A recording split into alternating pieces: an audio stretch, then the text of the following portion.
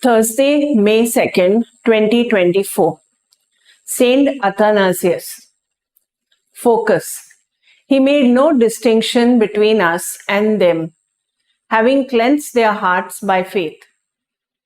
The first reading is about Paul trying to resolve a serious dispute in the early church.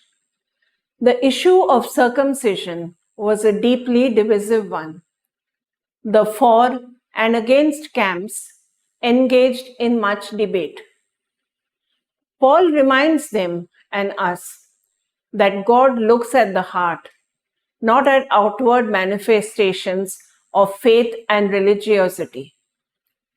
A mutually acceptable decision was arrived at eventually. Circumcision is not an issue that causes divisions in our time. The Spirit has led the Church through many crises towards an ever-deepening awareness and appreciation of the mystery of God's purpose and love.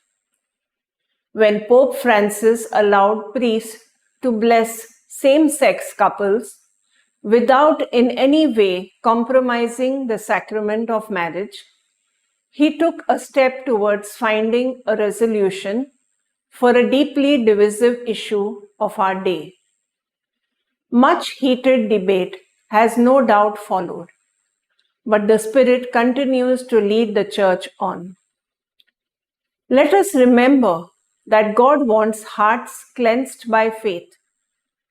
Let us not rely too much on our own reasoning, because what Jesus offers us is the joy that passes all human understanding.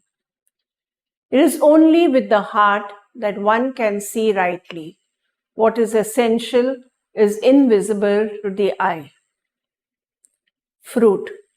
Purify my heart, Lord, that I may always see rightly according to your mind and heart.